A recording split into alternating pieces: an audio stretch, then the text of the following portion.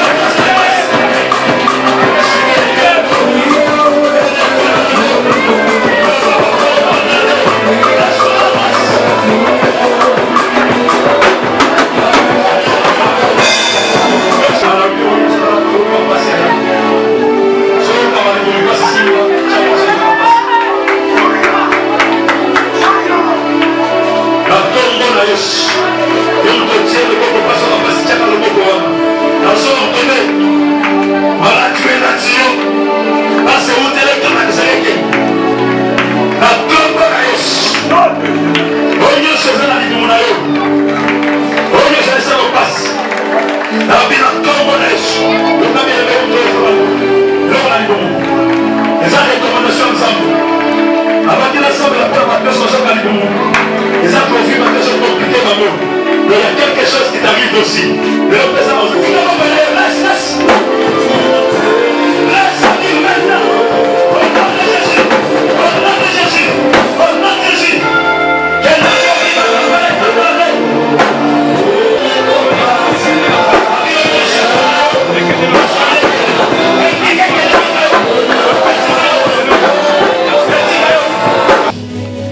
Amen, amen. Amen, amen. Nous acclamons pour la gloire de Dieu.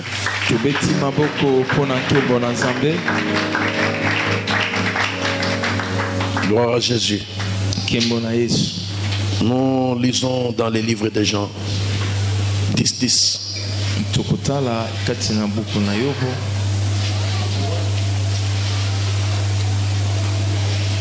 Le voleur ne vient que pour dérober, égorger, détruire. Moi, je suis venu afin que les brebis aient la vie et qu'elles soient dans l'abondance. Nous acclamons cette parole de Dieu.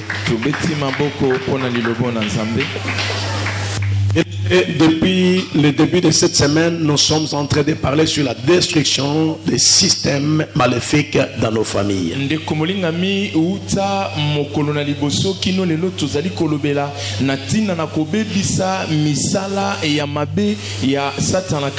Et nous avons dit que cela arrive par, vous savez, la mauvaise façon de faire, c'est la jalousie, la haine qui introduisent la destruction dans nos familles.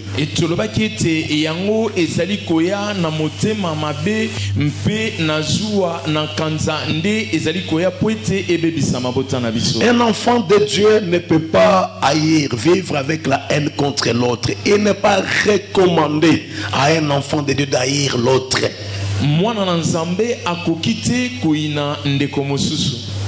Et si la haine fait le partage de ton cœur, tu dois chercher la face de Dieu.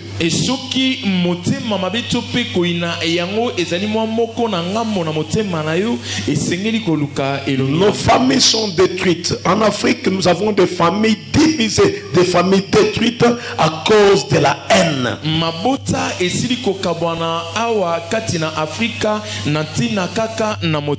Nous ne nous aimons pas. Nous sommes jaloux de voir notre cousin, notre frère progresser et nous sommes jaloux, nous nous fâchons contre ces choses. Et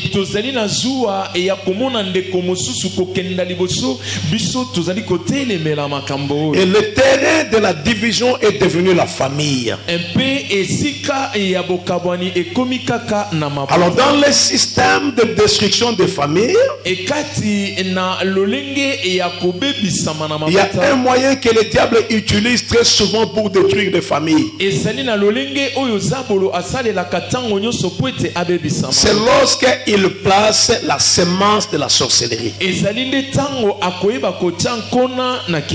lorsque la sorcellerie est placée, parce que vous devez savoir, un sorcier, c'est tout être humain, physique, qui a reçu une semence mystique. Et cette semence peut être active ou non active. Donc, tout être humain qui a reçu en lui une semence mystique. Et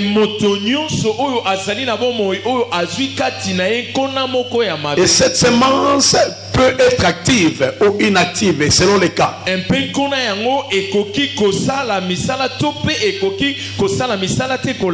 quand l'être humain a reçu une semence mystique, et cette semence commence à produire les effets.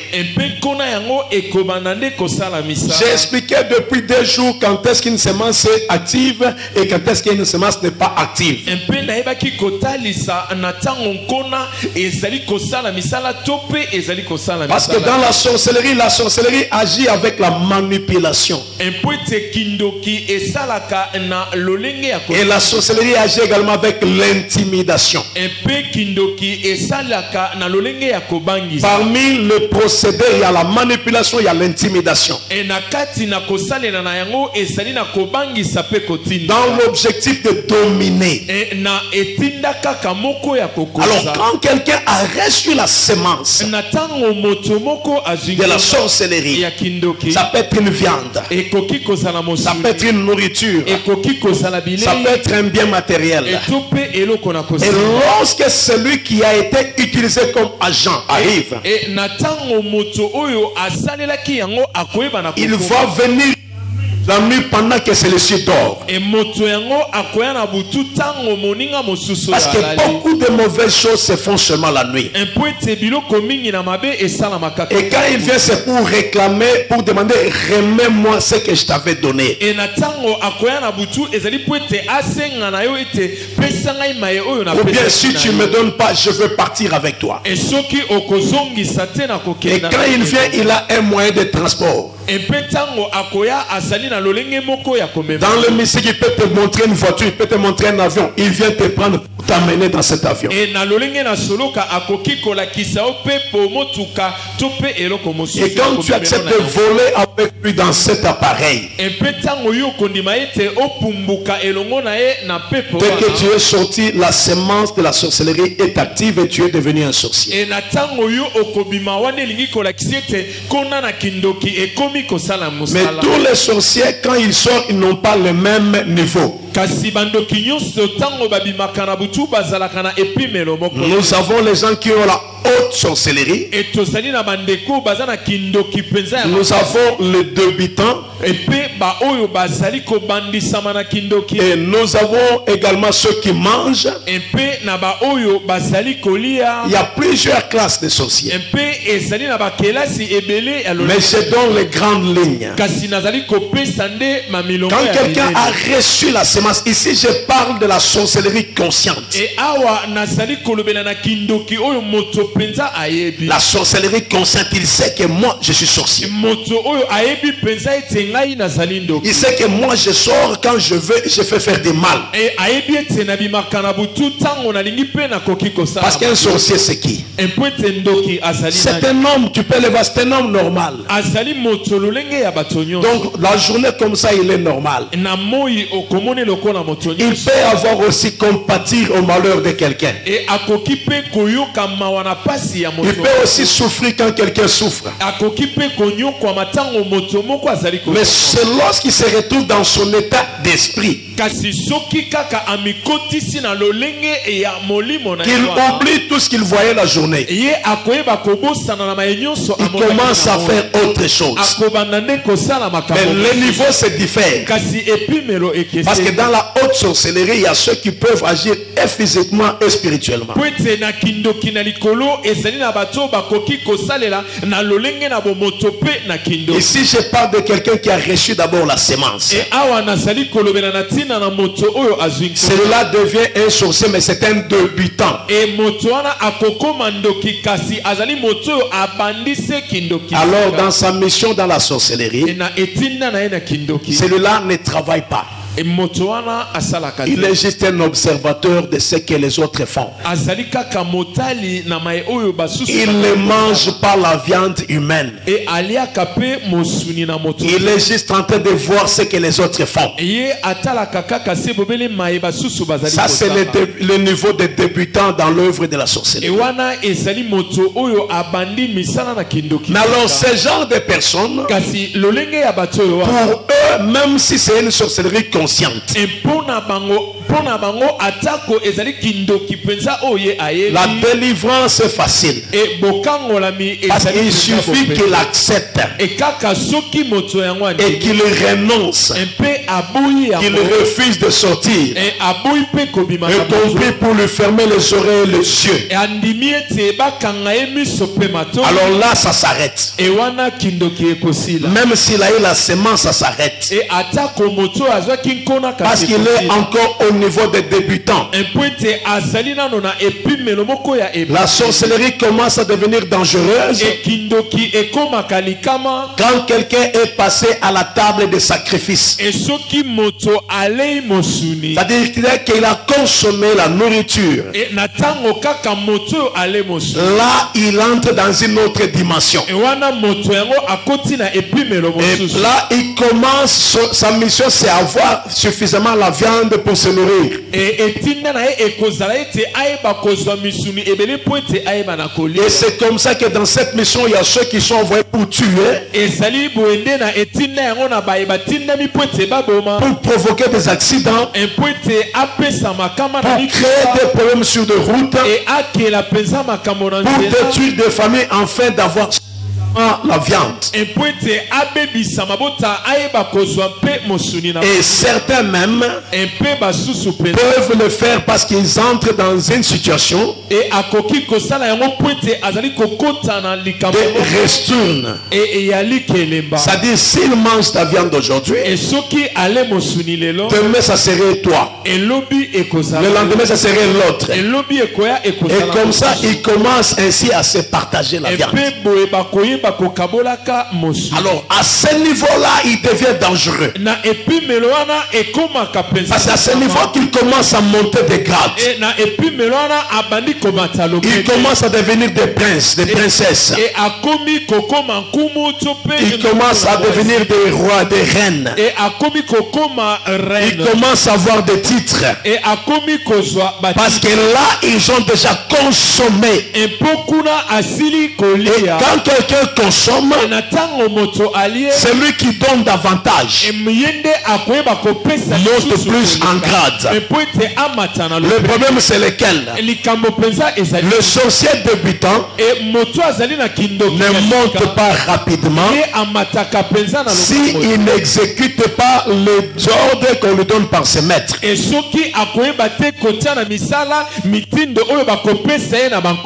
quand il refuse d'exécuter les ordres, leur maître commence par les intimidations. Ils peuvent lui dire: tu dois me donner ton père. Parce que dans la sorcellerie, on demande que les hommes importants. Parce que la mission c'est de faire du mal, ce n'est pas de réjouir le cœur, c'est de faire du mal. On demande des gens importants. C'est pourquoi si tu es un sorcier dans la famille, c'est très dangereux. L'unique façon de l'aider, c'est de l'amener à la délivrance. Ne dis pas: moi je prie, tu pries, c'est bien. Tu n'auras pas la même dimension de la prière chaque jour. Alors l'unique façon, c'est de l'amener dans la prière. Alors on les amène dans l'intimidation. On dit: donne ton père. Si tu ne donnes pas ton père, tu mourras. Tu deviendras peut-être fou. On te fera ceci, on te fera cela. Et quand le débutant a peur, on peut lui dire: on va te dégrader, on va te donner une punition. À cause de cela, il peut avoir peur, il cède. Il y a beaucoup de débutants qui ont livré les membres de famille par l'intimidation. Tellement qu'on l'a beaucoup intimidé, finalement il a cédé. Parfois quand il refuse de céder, on peut le rendre malade, on peut le faire souffrir, on peut lui causer beaucoup de tort. Il peut avoir sur lui des maladies invisibles, des maladies incurables, parce qu'on a voulu le plonger dans cet état-là. Ainsi, à cause de maintenant menaces, ils parviennent parfois à céder. On dit, si tu ne donnes pas la grande soeur, si tu ne donnes pas ta mère, si tu ne détruis pas le foyer de tes parents, nous allons t'éliminer.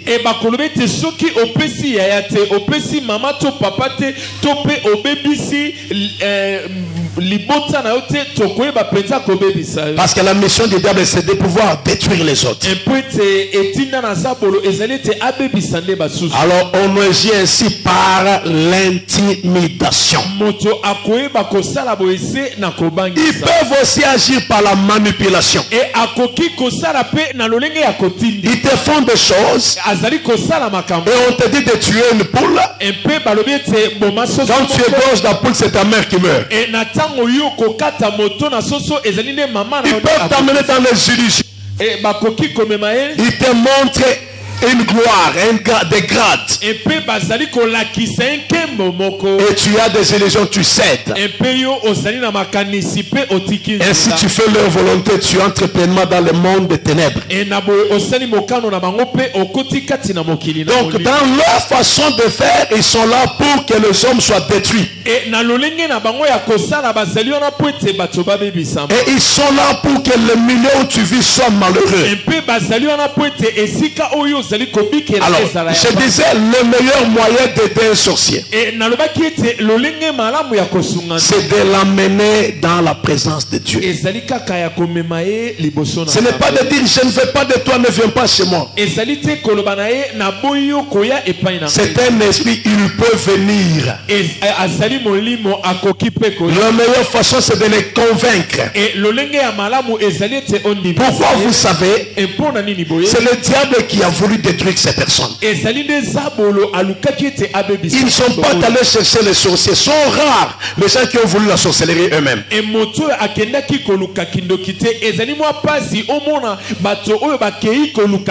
Plusieurs sont des victimes du plan tracé par les malins.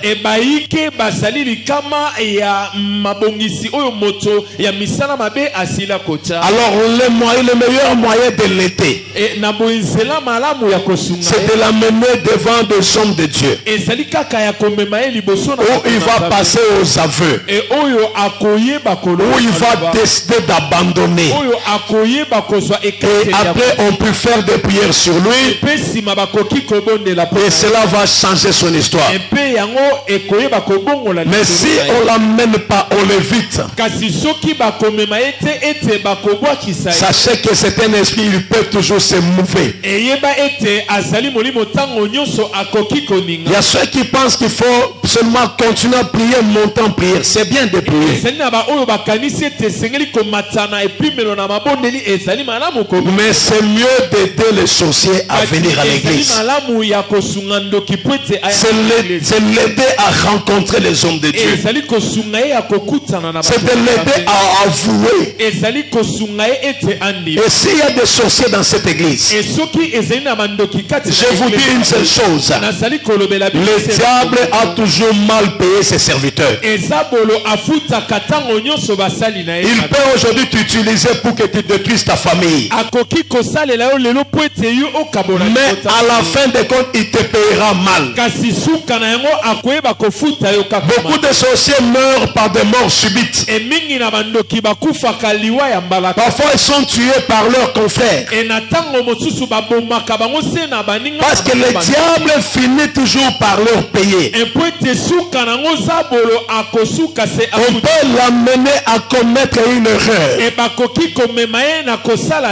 et cette erreur va l'amener à la perdition, il meurt. Ainsi la meilleure façon d'aider quelqu'un qui a la sorcellerie,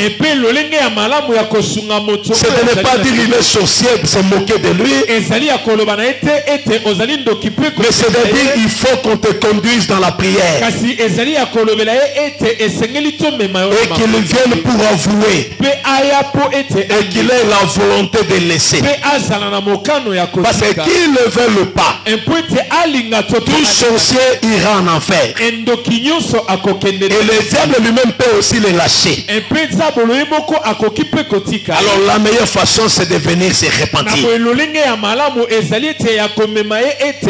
d'abandonner abandonné et délaissé. Alors, j'ai parlé de sorciers débutants. Et j'ai parlé également de ceux qui mangent. Il y a aussi la catégorie de ceux qui voient. Et dans cette catégorie, nous trouvons beaucoup de gens bizarres. Dans ceux qui voient, souvent ce sont des anciens sorciers expérimentés. Des gens qui sont montés en dimension de la sorcellerie. Mais qui à un moment donné ont décidé de laisser, de ne plus commencer à faire la même chose. Ils sont toujours des sorciers. Ils peuvent assister à des réunions. Mais ils refusent de donner leur voix pour tuer ou pour ne pas tuer. Et souvent ce genre de sorciers, certains pensent que ce sont des bons sorciers. Il n'y a pas de bons sorciers.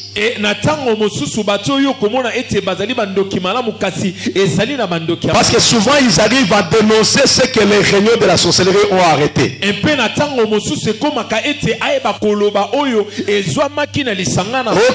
Non, mututel baboma qui pas ya songolo ya fulani baboma qui est. D'ailleurs musuina ba pabola qui on pas mututel mutozo ebisabile ba biloko ba révélation wana azali parmi batu oyo ba yebi réalité ya makambo esalama ke na butu. Mais yesikoyo akoya ko bimesango polele et puis bazaka na mission. Akoketa websegeno no mikolo tala mikolo na moni mututel akokufa parce na basi ba lingeliye déjà idée basi ba kangiye akokufa. Parfois akoketa ko avertir que mututel akokufa. Parfois ko websegeno mututel akokufa mais musuine ba kabola te pas moi na songolo na moi na songolo. C'est-à-dire baza bato ba yaka ko bimisa ba vérité parfois ya makabamo na kana butu. Ba yaka parfois ko dénoncer. Mais si vous avez besoin de yebisa mututel abanda kosambela makasi po ba uti ko sala réunion moko mikolo soka sala erreur akokufa. O kasakaza prophète te azande esprit ekendo kinde zo sala katinai pe ayebisho makambo ya vérité. Alléluia. Tala et puis prophète nyoso saka amonaka na nzambe te. Alléluia. Bando qui peut infiltrer mingi musala nzambe ba koma ba prophète. C'est-à-dire azo yebisa yo amebengi prophète parce que ndoki aza esprit humain. Au nom de Jésus, il y a quoi? Parce qu'il y a un esprit humain, il y a un esprit diabolique. Si quoi, il y a un péché, il y a un prophète. Mais en réalité, à ce moment-là, la prophétie a bon zambete, mais à ce moment-là, na lolenge, me limo mabe et se font le canal ya vision pour participer à monaka et puis à ébicho makamnenge soleka. Alléluia. Alors il ne faut pas que ça la copie sa confiance, mais esprit ne se peut pas monner lieu to ba ébisio. Ba ko yébisio ba monner le canal ou le canal mabe. Alors mutu so non non il y a tazando qui bazando qui a bien. Donc qui a bien aza te. Parce que nenga j'aurai d'informations à bout à copie ça ba on a moi à penser à yebani ndenge pe. Akoye ko ba information moye amemi ngona butu ayebisi bango pe o keba mikola bandi le samba makasi pona roje fo landele kana na mwana mwasi moko ba le kana nzela na bango yende kaka ayaki ayebisio ye pa ke kuna apesi formel mususu donc ya malamu azate ya malamu azani aza oyo andemi kotika oyo atubeli asengi nzamba sala pe atiki nyoso po kabana ngo wanda komi ya malamu. Mais aussi longtemps qu'il y a tout belité, à tikité, à ça qu'on participe à la mort, nous sommes balés, qui pas. Alléluia. Amen. On a dit, Moutoumok Bazar Bengaye, Mosakoli. Mosakoli, on a accompagné. Ayebi soma kamu siko ayebi sakim de komoko shumo kwa bon comme yo zungo ko ma kamu na yebi saka nzima na butuna yo ko so yo na kene relaction ngene ka kameto ko tata to tellement na musika to tal. De quoi on a dit te comme yo somona ki yo mona ka ngai na lingi nga ko mona te hein. Alléluia. Comme ya mutu na comme ne dikumbi obi dikumbi dikumbi ngelo ba parapluie si vous avez un prophète parapluie ayebisi ce sont des gens que je connais na yebi bango na mutu ayebisi nga na yebi na makambalo baki na yebi ayebisi non comme yo so chatembe makamalo bezo ndimate si ba soko ndime na butu alona ko eko zo yo peto kei to za na musika me komona ndenge ko leka ko comprendre renyo wana na okete ko zo ngate. Alléluia. Heureusement boya ki po siko so ga ndima ko kende ye ba activer. Alléluia. Balga ba activer ya bibo so moni mo zonga sauter. Donc il faut participer. Donc c'est comme ça que makamboana et ça la parfois na ba ruse, parfois na ba système ya mabe pokaka e ko esa mutu na kati. Alléluia. Amen. Ya wana bi misala ya mongona parfois ezalika rapona ko détruire. Ezalika rapona ko bebisa pona ko boma. Ya wana mongona telemi acha misala ya kendo na kati ya bateau pona ko bebisa maboto na bango pona ko détruire ba vie na bango et puis na lobi azo agir na ba intimidation, azo agir na ba manipulation. Et puis na lobi en dehors ya oya somona parce que asomona okomoni ngola za malamu mais keba. Alléluia. Amen. Keba. J'ai toujours interdit à mes enfants ici de ne pas inviter n'importe quel prophète dans vos maisons. Hein? Oh, lui c'est un serviteur, on le connaît, nous allons l'inviter. Attention, vous ne donnez pas foi à tout esprit.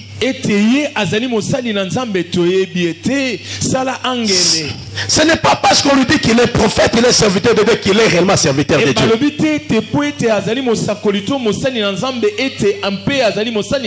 Ne donnez pas foi à tout esprit. Il y a des gens parfois utilisés qui donnent le message, mais qui ne sont pas avec Dieu. Et là où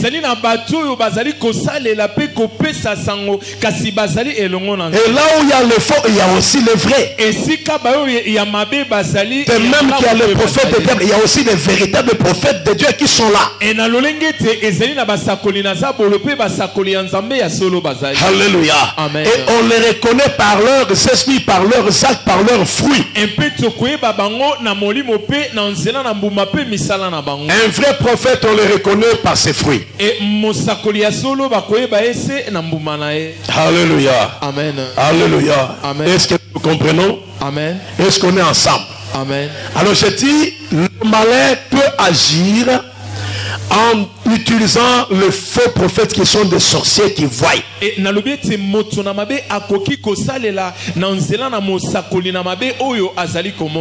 en dehors des sorciers qui voient, nous avons également une autre catégorie de sorciers, ce sont les hauts sorciers, la haute catégorie.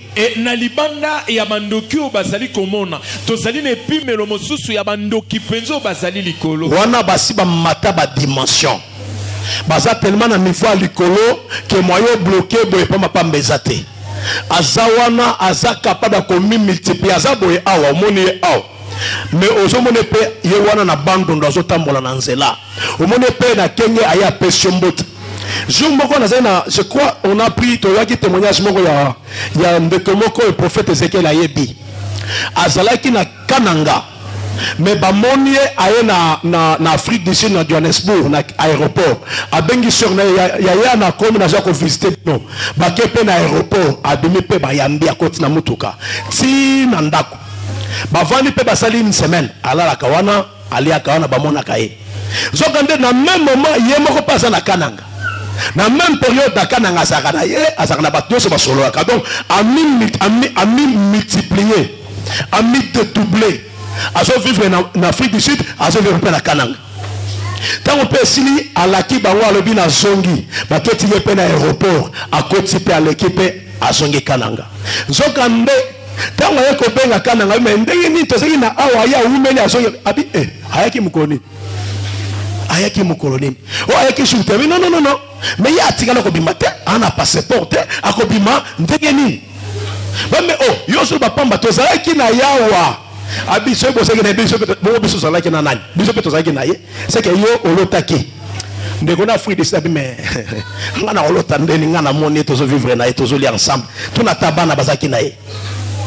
Alors ba ko comprendre dimension ya mutu wana, c'est-à-dire ye asa komi na décret ya sorcellerie à l'écolo. Akoyi ki toza awa komi na poto bango basaka na ba limite te bango bakanga bango surtout bakomi lokola ba maître bakomi ko collaborer directement na diable. Donc bakoyi ko banda ko poser ba halte mais limite exacte. Alors ce sont les gens qui ont la haute sorcellerie, ils sont aussi là dans le monde de la sorcellerie. Parfois on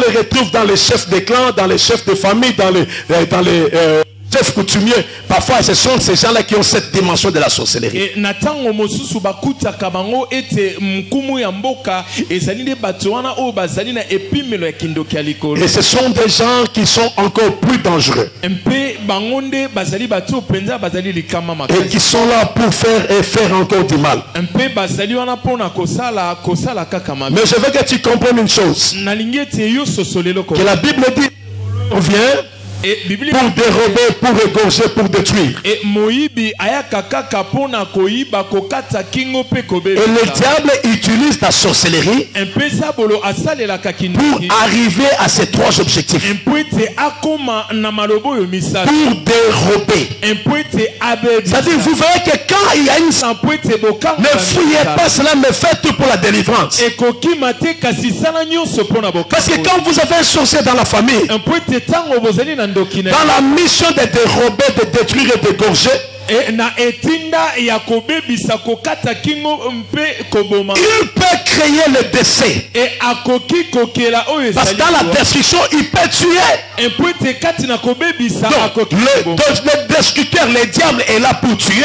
Et parfois pour tuer, il utilise des sorciers. et moto oyo azali wana pona kobebisa zabolo asalela kabandoki kaka pona koboma. Donc il y a même des gens qui sont ici. ezali pe kaka na bato Ils sont déjà sur la liste de ceux que le voleur veut détruire, ceux que le diable veut et tuer. et bazali kati na molongo ya bato oyo zabolo alingi koboma. Donc dans sa mission de destruction, il peut amener le décès. et na etinda na ye ya kobebisa akoki komema. Et dans une famille, quand vous avez cette semence, et kati na libota tango bozali na vous pouvez voir les morts qui se suivent et qui se suivent. et bokomona liwa ezali kolandana. Et c'est il ne faudrait pas laisser cela. et yango esengeli te kotika Il ne faudrait pas laisser que cela continue à être là. esengeli te kotika yango eyebana kokoba. Exode 22:10 dit, Exode 22:10 azali. tu ne laisseras pas vivre le magicien. et yo okotika te kobika moto na. Dans une autre version dit, tu ne laisseras pas vivre le sorcier. et na eteni mosusu balobi te okotika te. Si tu connais un sorcier dans ta maison, dans ta famille, ne le laisse pas. et soki oyebi ndoki kati na libota Tu dois l'amener à la délivrance. esengeli komema ye kati Tu na dois tout faire pour le conduire devant les hommes de Dieu. esengeli kosala nyonso mpona komema. Tu dois l'amener à participer à la parole de Dieu, à l'écoute. esengeli komema ye na koyoka liloba na nzambe. Et lui dit que le diable le manipule pour mal le payer. mpe kolobele ete zabolo azali kosalela ye po ete Parce que le diable n'a jamais bien payé ses serviteurs. ezabolo atikala te kofuta bato na Et tous ceux qui sont des sorciers doivent savoir mpe bao nyonso bazali bandoki. que le diable finira par les tromper et les détruire. esuka ekozala ete zabolo akosa yo mpe ayebana Alors dans la mission de destruction, mpe na etinda ya il kobebisa peut amener le décès. e akoki mpe komema liwa. Mon frère, il y a des gens qui peuvent mourir. ndeko ezali na bato Il y a des gens qui meurent chaque jour ici. ezali na bato bakufaka te. Parce que le diable a utilisé l'esprit de la sorcellerie dans une famille. ete zabolo asaleli kindoki molimo na kindoki kati na libota. Il peut aussi envoyer des maladies. e akoki mpe kotinda Parce que les sorciers, ils travaillent également en connivence avec des esprits diaboliques. mpo ete bandoki basalaka elongo na milimo mabe. Il peut laisser l'esprit d'un revenant e akoki kotika molimo ya moto moko aye ou un autre esprit diabolique occuper ta vie. eto mpe molimo moko ya kindoki po ete Alors, kofanda kati il na peut moi. t'amener dans la maladie. e akoki komema yo mpe kati Et na quand il y a une sorcellerie dans une famille, etango ezali na kindoki kati. parfois il y a des maladies chroniques, e na ntango mosusu ezali na des maladies qui ne s'arrêtent pas. e bokono oyo esila. On va à l'hôpital, on prend le médicament, on ne trouve pas de solution. yo kokende na lopitalo mpe omeli kisi. Généralement, les maladies incurables e na boye mpenza bokono oyo pour esila. lesquelles on donne le médicament, ça ne s'arrête pas. e wapi oyo bazali kopesa kisi. Souvent, c'est l'œuvre de la sorcellerie. etango nyonso Donc, ezali. il y a quelqu'un qui manipule cela dans votre famille. ezali na moto moko oyo asalelaka yango kati. C'est pourquoi vous voyez des maladies qui se multiplient, multiplient. yango okomona bokono ezali kofuluka kati. Et si vous voyez, ça persiste toujours à la même période. e soki omoni bokono ezali kaka ntango nyonso na eleko Il yango. faut chercher la face de Dieu. esengeli koluka elongi Il na faut Nzambe. chercher la délivrance de la famille. esengeli koluka bokango la miya ya Et tu libota. peux voir qu'en dehors de la maladie, il amène l'échec. Eyo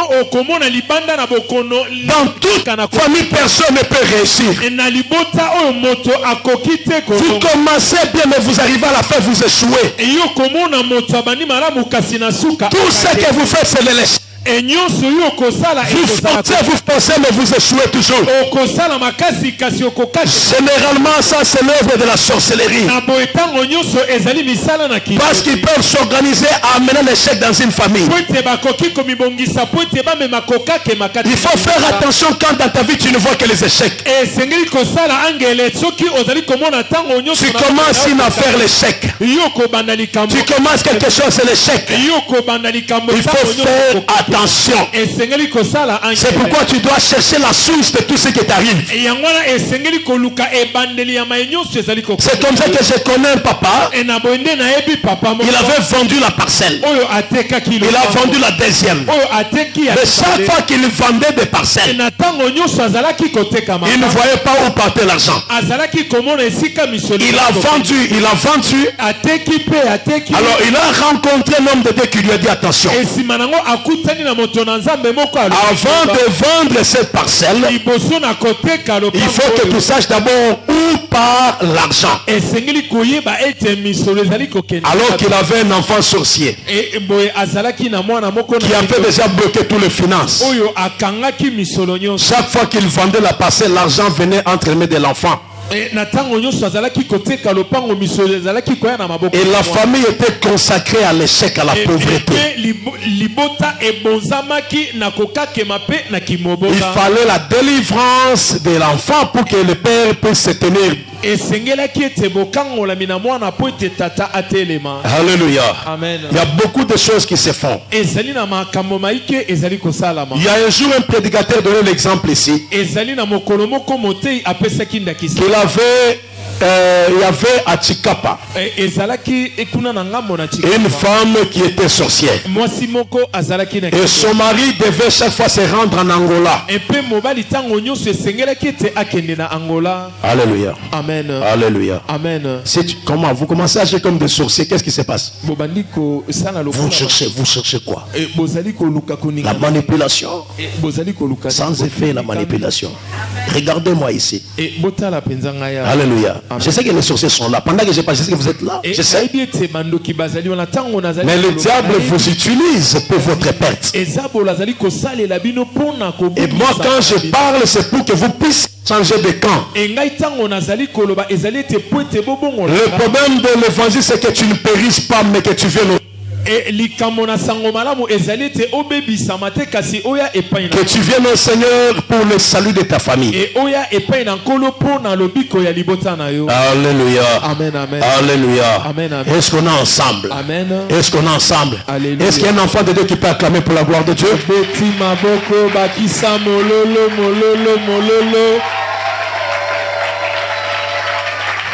Tu vois comment les sorciers refusent d'acclamer, hein? Ils disent, mais comment nous allons pouvoir acclamer ces choses qu'on a fait dire ici? Est-ce qu'on ne peut pas acclamer pour la gloire de Dieu? Est-ce qu'on ne peut pas acclamer pour la gloire de Dieu? Gloire à Jésus. Gloire à Jésus. Gloire à Jésus. Les enfants de Dieu sont contents, mais ceux qui sont dans ce monde sont mécontents. Ce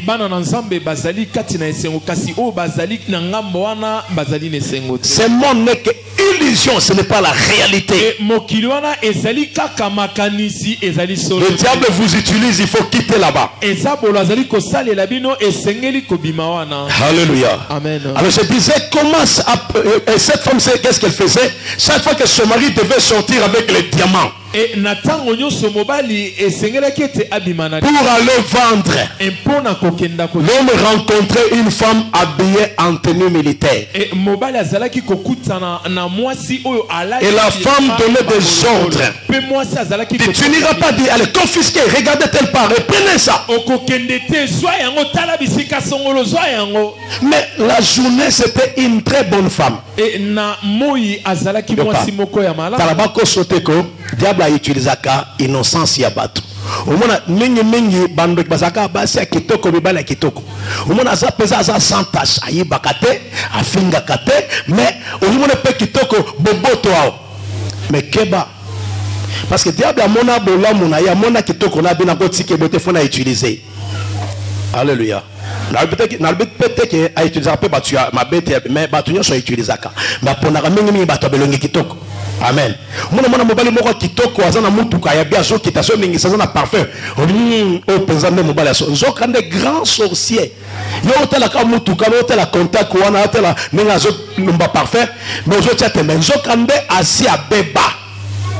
Alléluia. Amen. Tala mutu ya butuna mutu ya moyo baba tuni bale bakeseni. Mais si ce monde na moyo baza kitoko makasi mais na butu azambe aza bizarre. Alors souvent on utilise la innocence ya bato donc malamu ya moto donc apparence extérieure ya moto azo utiliser même pour la manipuler ko convaincre yo. Tant yo bosa na simana yo wana nsoka nde comme problème sous. Alléluia. Alors faut faire attention à bato ko tellement parce que ebité baza ndenge nini. Et le diable fait souvent de mauvaises choses comme ça. Alors, des gens comme cette femme, une belle femme, avec une belle voix, avec une belle taille, qui vous parle un bon français, très instruite, mais une sorcière puissante. Alors, chaque fois que mobali akolingoma abimeliye azat na teni ya basoda.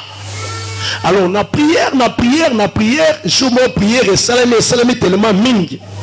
Alors ça m'a révélé abimuto abimakawana souvent mona commandant zaka mwasi wana azakande mwasi na yo tiro toke yo moni bimiselio basoda babimeliyo bakanga yo kobanga te a intimide yo sele fo pusana ka pembeni na ye bete mbata au monde.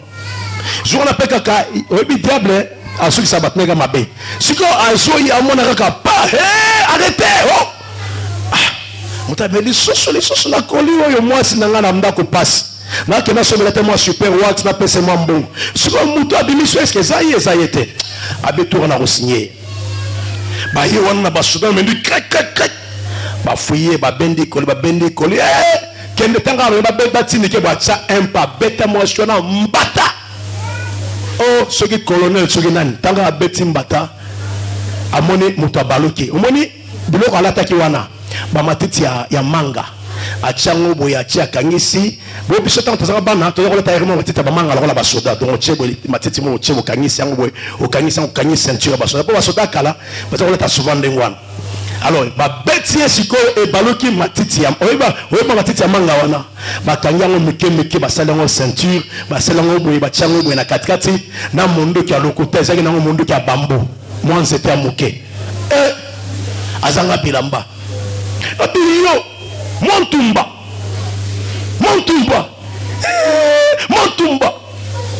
kome kizengi ba mema montumba na ndako.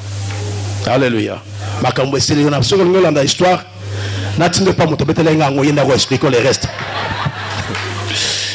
Si comprendre que na passe ya mobalo yo moi so na zalaki tango ba roboto la koli azolela basali besoboye chéri nanga to bunda na zaka na yo mais na kolela wana azo manipuler mobile na ye pour mon apese passe. Si comme bon nyo so diamant ya fongola compte na banque ya butu agenda ko chambo na compte kuna. Alléluia. Alors l'homme est tenté de souffrir. Et ça, ce sont des choses vraies.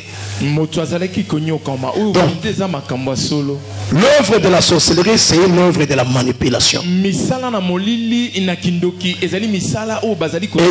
là pour détruire.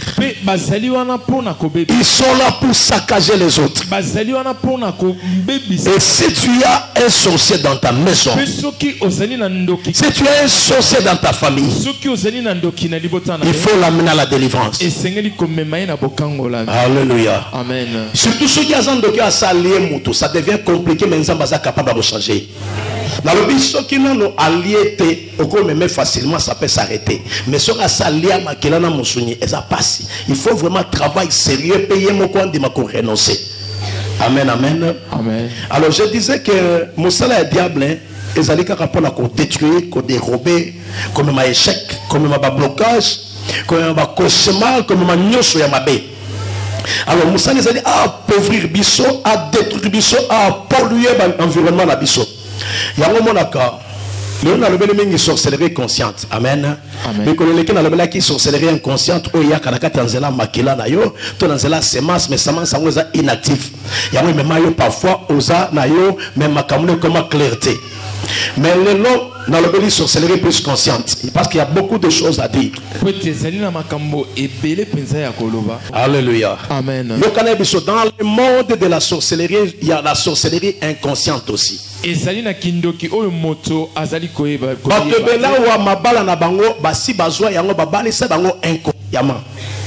Mais moi si moko asala accident wana ezaki na poto mobali na ezaki autaki ko bala menzo kande mwana mwasi asi abala inconsciemment na sorcellerie sikoyo mobali ayebite mwana mobali abato ayeba sali mariage peut bien tango bazui ba comme zo mutuka bazonga bakende ko na nuit de noces basali accident basali mwana mobali abukani nini bassin. C'est-à-dire, moyen, azasu mobali ezate comme les gars la marionnette, le la moto inutile nandako. Si quoi on a ba prière, mais si quoi va comprendre que misala ya kimdoki ya libota ya mwasi et c'est balisa ki mwasi. Donc à ceux qui basi ba balisa yo na inconscience na yo yebite. Mais la manipulation ya bato misala mabe ba balisa yo et ko cha yo na difficulté ya kobala.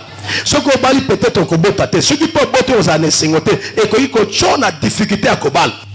Et puis, na biloko wana ya sorcellerie inconsciente, parfois bako koyi ba yo mabota, bako ko bundisa bo moina yo, bako peso malade des angati na ozo comprendre te. Batu mingi bazalaka basala la kamusala ya molili misala. Yemoko asala kambongo maswa kambongo te. Parce que asa koya na poule ya misala ya mabe. Batmi baza manipulé na œuvre à sorcellerie. Sorcellerie c'est la consciente et c'est la inconsciente et c'est le komabé. Alléluia.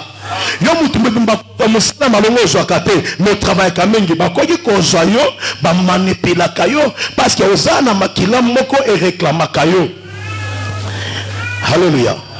Yokas makila ya Abel et c'est là qu'on crier devant Nzambe. Makila na yo pe so yeza na infection et qu'on crier ba koye ba kemoto yo azana ba origine ya mabe et ko memo pe na passe. Alors biloko wana il faut que bimana kati nango. Ya mwa Yesu za okende bisika nyonso pona kolongola bat na kati ya empire ya diable. Empire c'est le royaume ya diable. Ndenge osana ba koza basi bazwa bomengona ba tyango na kati ya prison ya royaume ya diable. Yo tambola kana lokola moto me bazongo batiango na kati ya prison ya royaume ya diable. Peut-être que ça parce que yo moko ça na makila yango, peut-être parce que on na kati ya famille ozana bando ki basi basa le réunion. Alors la réunion ba fongola cachet pour la beno. Bazo bomengono ba fongola cachet ba tia na kati, donc on s'est bloqué na kati ya empire ya royaume ya diable. Yango moni vie ya famille na bino zo bimate. Parce que l'opération ya diable est belé. A utiliser ma sorcier nyoso, na ba conscience, na ba inconscience, a utiliser ba baza ba débutant, a utiliser ba liaka, a utiliser ba monaka, a utiliser ba baza la sorcellerie à l'icolo pour que quand vie na bino est la destruction est embolaté. Parce que comme on n'a pas venir na yo, que moi na mobali moi na moi je suis totiki dans 5 ans à Rosala Mutumunene. Alors il faut te banda rokanga banda lelo. Yango basi ba telemi sur le bitumba. Baso ba tchabo mengono na kati ya empire ya diable. Mais mon limo ensemble à wendre Yesu Bible le dit na acte 10:38 mon limo ensemble à wendre Yesu akende bisika nyoso oyo bakangama na empire ya diable pour la kopimisa bango. Yango na poko lelo mon limo ensemble ça problème ezali il faut abimisa yo abimisa famille na yo abimisa na kati empire ya diable. Il faut longola yo na semence nyoso oyo monguna sacheli yo il faut longola. Amen. Na pourquoi lelo il faut Nzambe a changé l'histoire na yo manipulation wana Bible le dit le fils de l'homme a paru pour détruire les œuvres du diable. Donc Yesu aya pour détruire misala ya diable. Donc na pourquoi lelo misala ya diable c'est misala ya kindoki et ça ya jalousie et ça ya manipulation et ça ya échec et ça ya maladie incurable et ça ya maladie de social nango et ça ya déception na libana et ça ya divorce et ça ya maladie zengatina et ça libumbu pasi nyonso wana o diable atinda Yesu apparaître pour la redétruire misala ya monguna. Yoka même ceux qui diable azo sala mais Yesu azo continuer ko sala. Et Yesu aye pour la biso na empire ya royaume ya diable. Na bien sika bakanga bomo na bino et sika ba manipula kabino lelo na linga senga bakuta na Yesu. Et sika ba manipula ka vie na yo et sika ba kote na kabino ba réunion et sika bino yo zo lala bango bazo travailler bazo le esprit na yo bazo le kalibota na yo bazo le kabongo na yo bazo le kabongo na yo bazo le fiancé na yo bazo le kaba projet na yo bazo le kanyoso na yo et sika yo se ba famille Yesu a fait apparaître pour la détruire par œuvre ya ténèbres. Na bina poko lelo onyoso akomi pesa mobembe pa na Yesu. Onyoso akoboya kanda, onyoso akoboya koinana, onyoso akoboya jalousie, onyoso akosonga pa na Yahweh, nzamba kotia loboko na ye akobimisa ye esika nyonso oyo babwaka kibomo na ye, nzamba akobimisa ye esika nyonso oyo babwaka kibomo na ye. Na pokwa lelo na lobi diable aza na échec parce que nzamba permettre ete yoyo kamakam oyo la bi santé me faut bima na place bacha yango, la bi bomo ne faut meneska bacha yango, na bi ceux qui famille zo réclamer yo za ya famille yo za ya nzambe balinga te yo kobima balinga te nzamba ko sala nzamba to tatola awa alonga satana uta ekolosa ba tout est accompli atana ba manœuvre na bango atana ba manipulation na bango mais azana nzamba azana longa. Na bi musana Yesu sele abimisa yo na kati ya royaume na kati ya empire ya ténèbres.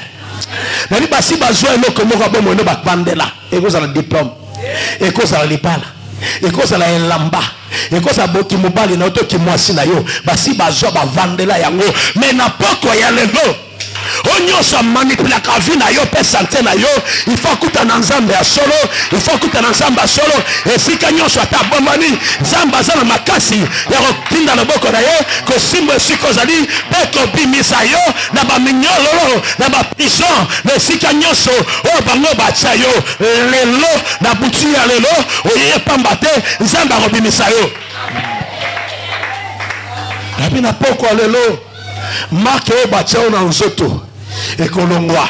Amen. Na bi semence babwakela yo to kolongola yango. Onyoso bachao po banda ko contrôler yo. Otemi na tongo bazomona na ba écran na bango. Obi na zeba mona ba écran na bango. Opesi mutu moto ba écran na bango. Lelo to rendre ba écran wana et la frapper et mona na sute et comme molini au nom de Jésus. Amen. Parce que ça va contrôler ka vie na yo. Ba contrôler ka famille na yo. Yesu azana nguya. Yesu babi azako kende bisika na bisika. Alléluia. Le lope aye na bisika on. Parce que atambola ka bisika na bisika.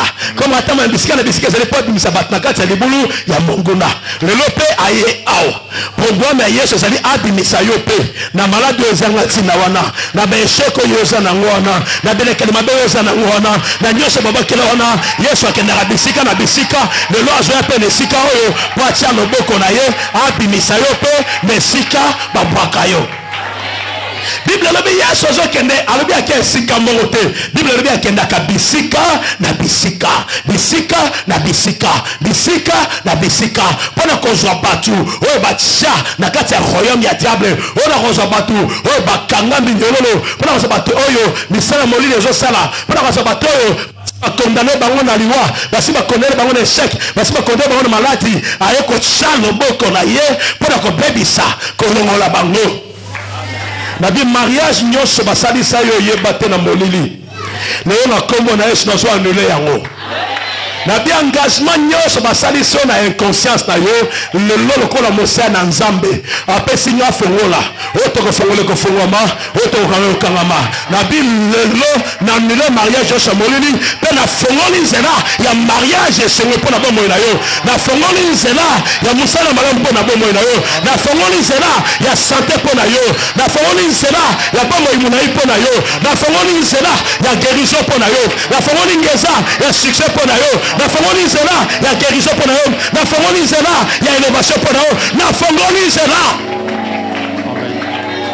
abina zana pesi fongola oyo kokange kokangama oyo kofongole kofongama nom na lobi yango teme yenda lobi alobi apesi fongola na poko lelo fongola ezali onyoso kanga bomo na yo onyoso kanga bomo na yo na fongola yesu apesi na so fongola bomo na yo na so fongola prison yo so bachayo na fongola kasho yo so bachayo na fongola escale so bachayo esa na bavanda wapi esa na basa combien bavanda la bana na yo bavanda la libota na yo ba que l'Éternel j'ai dit comme serviteur du Très-Haut j'ai pas ordonné et quand je l'ai dit la Bible dit le Seigneur est derrière les paroles de ses serviteurs pour les exécuter. La mission que j'ai ce soir c'est de t'enlever de là où tu avais placé. La mission que j'ai ce soir Dieu va envoyer les anges. Il faut opérer aujourd'hui. Le temps du diable a des problèmes. Le temps du malin a des problèmes. Dieu va envoyer les anges. Il faut t'enlever de là où tu avais enterré. Il faut t'enlever de là où tu avais placé. Le Seigneur va te sortir de là.